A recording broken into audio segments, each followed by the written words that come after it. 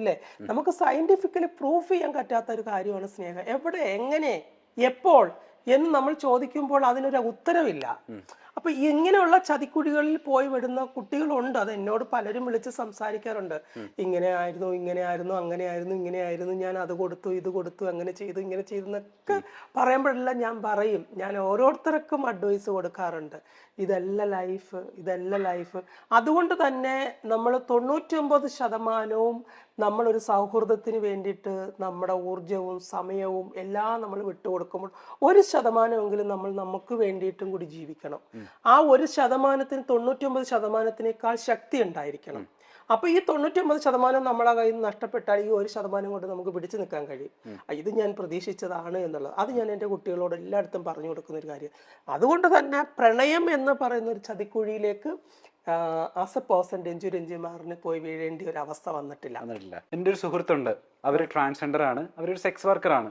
അപ്പോൾ ഒരു ദിവസം അവരെന്നോട് ഒരു പരിധി കഴിഞ്ഞപ്പോൾ അവർ പൊട്ടിക്കരയാൻ തുടങ്ങി. അപ്പോൾ അവർ പറയുന്നത് എൻ്റെ ജീവിതം എങ്ങനെയാണ് ഗദ്ദാഫി, അതായത് എനിക്ക് രാവിലെ മൊത്തം ഞാൻ കിടന്നുറങ്ങും, രാത്രി ഒരു 6 മണി 7 മണിക്ക് ശേഷം ഞാൻ രാത്രി സെക്സ് വർക്കിന് വേണ്ടിയിട്ട് ഇറങ്ങും.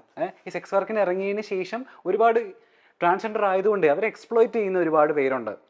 സാധാരണ ഒരാളാണെന്നുണ്ടെങ്കിൽ നമ്മൾ ചോദിക്കുന്ന പൈസ തരുമായിരിക്കും, പക്ഷെ ചിലപ്പോൾ സെക്സ് ട്രാൻസ്ജെൻഡർ ആയതുകൊണ്ട് അവർ നമ്മളുടെ അടുത്തേക്ക് വരികയും പിന്നീട് കാര്യം കഴിഞ്ഞതിന് ശേഷം ചിലപ്പോൾ നമ്മൾ ചോദിക്കുന്ന പൈസ തരാതെ അവർ ഉപദ്രവിച്ചിട്ട് കടന്നു പോവുകയും ചെയ്യുന്ന ഒരു പ്രവണത. നമുക്ക് ഇത്രയും പൈസ ഉണ്ടെങ്കിൽ നമുക്ക് ഇത്രയും മെഡിസിൻസ്, സർജറിക്ക് ശേഷം ഇത്രയും മെഡിസിൻസ് ഇൻടേക്ക് ചെയ്യേണ്ട ഒരു ബാധ്യതയുണ്ട്. അതെല്ലാം ചൂഷണങ്ങളാണ്, നമുക്ക് ചുറ്റും നടക്കുന്ന ചൂഷണങ്ങളാണ്. ഞാൻ പറഞ്ഞല്ലോ, ഈ സൗഹൃദം, സ്നേഹം, പ്രണയം, ഇഷ്ടം, ഇതെല്ലാം ഇതിന്റെ ഫാക്ടറായിട്ട് വരും.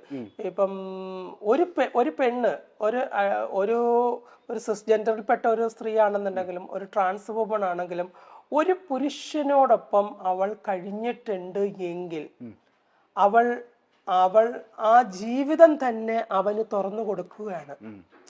അവളുടെ ലൈഫ് അവിടെയാണ് എന്നുള്ള ഒരു പൂർണ്ണ വിശ്വാസത്തിന്റെ പുറത്ത് മാത്രമാണ് ഒരു സ്ത്രീ ഒരു പുരുഷന് വശംവദയാകുന്നത്. അപ്പൊ ആ മനസ്സിലൂടെ അവൾ ചിന്തിച്ചു പോകുന്ന ഇതാണ് എൻ്റെ ലോകം എന്നുള്ളതാണ്. അവൾ ആ നെഞ്ചിൽ തല അമർത്തി, മുഖം അമർത്തി, മുറുക്ക കെട്ടിപ്പിടിച്ച് കിടക്കുന്നുണ്ടെങ്കിൽ അവളുടെ ഹൃദയം തേങ്ങുകയാണ്. ആ സമയം അവൾ സന്തോഷം കൊണ്ട് തേങ്ങുകയാണ്. പക്ഷെ ആ പുരുഷൻ ആഗ്രഹിക്കുന്നത് അത്രയും സമയം അവളെ സ്പെൻഡ് ചെയ്യുക എന്നുള്ളത് മാത്രമാണ്. ആ ഒരു ടൈം ഓഫ് പീരീഡ് കഴിഞ്ഞാൽ കഴിഞ്ഞു. പക്ഷെ ആ സ്ത്രീയുടെ ഹൃദയത്തിലേക്ക് കേറിപ്പോവുകയാണ്. അതെ, ഇപ്പം സെക്സ് വർക്ക് ചെയ്യുന്ന സ്ത്രീകളാണെന്നുണ്ടെങ്കിലും അവരുടെ മനസ്സിലും ഒരു പുരുഷനുണ്ട്. അത് മനസ്സിലാക്കണം. അത് വെറുതെ അല്ല. ഒരു സ്ത്രീ ഒരു പുരുഷന് തന്റെ ശരീരം കാഴ്ചവെക്കുമ്പോൾ സർവ്വതും കാഴ്ചവെക്കുന്നതിന് തുല്യമാണ്. അത് ഇപ്പം പണത്തിന് വേണ്ടിയിട്ട് പോകുന്ന അവരുടെ ഗതികേടാണ്. ആ പണത്തിന് വേണ്ടിയിട്ട് അവൾ പോകുമ്പോഴും അവളുടെ ഹൃദയം കൊടുത്തിരിക്കുന്ന ഒരു രൂപം എവിടെയോ ഉണ്ട്. അതെ, അപ്പൊ എക്സാക്ട് ഈ സാധനമാണ് പറഞ്ഞത്. അതായത് നമ്മള് രാവിലകൾ കാണുന്നേ ഇല്ല, രാവിലകൾ മൊത്തം നമ്മൾ കിടന്നുറങ്ങുന്നു, കാണുന്നത് മൊത്തം രാത്രികളാണ്. രാത്രികളിൽ ഈ പറയുന്ന പോലെ നമ്മള് ചൂഷണം ചെയ്തിട്ട് കടന്നു പോവുകയാണ്. ചിലപ്പോൾ നമുക്ക് പൈസ പോലും കിട്ടാറില്ല. ആ പൈസ സ്വരൂപിച്ചിട്ട് വേണം ഇവർക്ക് പിറ്റേ ദിവസം പോയിട്ട് ഹോർമോണൽ ടാബ്ലറ്റ്സ് ഇൻടേക്ക് ചെയ്യാൻ വേണ്ടിയിട്ട്. അപ്പോൾ ഇത്തരം ട്രോമകൾ ഉണ്ടല്ലോ, അതായത് ആരും മനസ്സിലാക്കാനില്ല. രാവിലെകൾ നമ്മൾ കാണുന്നില്ല, രാത്രികൾ മാത്രം. ഇതൊക്കെ ഉണ്ടാക്കുന്ന ഒരു പ്രഷർ ഉണ്ടല്ലോ, തുറന്നു പറയാൻ നമുക്കൊരു കൂട്ടില്ല. കൂടെയുള്ളത് മൊത്തം ഇത്തരം സാഹചര്യത്തിലൂടെ കടന്നു പോകുന്ന ട്രാൻസ്ജെൻഡേഴ്സ് ആയിട്ടുള്ള സുഹൃത്തുക്കളാണ്. അപ്പൊ അങ്ങനെയുള്ള സാഹചര്യങ്ങളിലായിരിക്കും എവിടെ നിന്നെങ്കിലും ഒരു മഴത്തുള്ളി പോലൊരു സൗഹൃദം വരുന്നത്. അവര് പെട്ടെന്ന് വിശ്വസിക്കുക എന്റെ എല്ലാ ഭാരങ്ങളും ഇറക്കി വെക്കാൻ പറ്റിയ ഒരു ഇടവാണ്. ഇവൾ രാത്രി കാലങ്ങളിൽ പോയി സമ്പാദിച്ചു കൊണ്ടുവരുന്നതെല്ലാം ഇവന് കാഴ്ചവെക്കുവാണ്. ഇവന് കാഴ്ചവെക്കുമ്പോൾ ഇവന് അതൊരു വശമാണ്. രാവിലെ എപ്പോഴെങ്കിലും ഇവളടുത്ത് പോയി കുറച്ചു നേരം ഇരിക്കുക, ഇവള് പറയുന്ന സങ്കടം കേട്ടിട്ട് ഇവളെ കൂടെ കുറച്ചു നേരം സന്തോഷിപ്പിച്ചിരിക്കുക, എന്റെ കാര്യങ്ങളെല്ലാം കുശാലാണ് എന്നുള്ളൊരു ചിന്താഗതിയിലൂടെ വരുന്ന സൗഹൃദങ്ങളാണ്. അറ്റ് ദ സെയിം ടൈമിൽ തന്നെ ഇയാൾ വേറെ മറ്റുള്ളടത്തും സങ്കടങ്ങൾ കേൾക്കാൻ പോകുന്നുണ്ട് എന്നുള്ളൊരു അവസ്ഥയുണ്ട് ഇതിനിടയിൽ.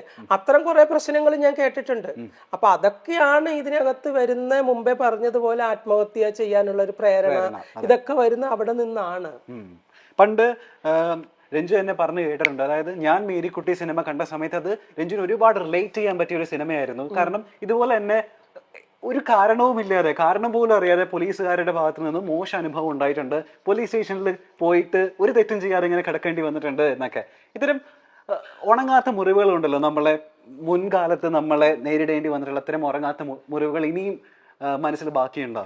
എൻ്റെ മുറിവുകളെല്ലാം ഉണക്കാനുള്ള മരുന്നുകൾ ഞാൻ പറഞ്ഞല്ലോ, എനിക്ക് ഉണ്ടായിട്ടുള്ള അനുഭവങ്ങളിലെ ബാഡ് എക്സ്പീരിയൻസിൻ്റെ ആയിട്ടുള്ള എല്ലാ അനുഭവങ്ങളിൽ നിന്നുള്ള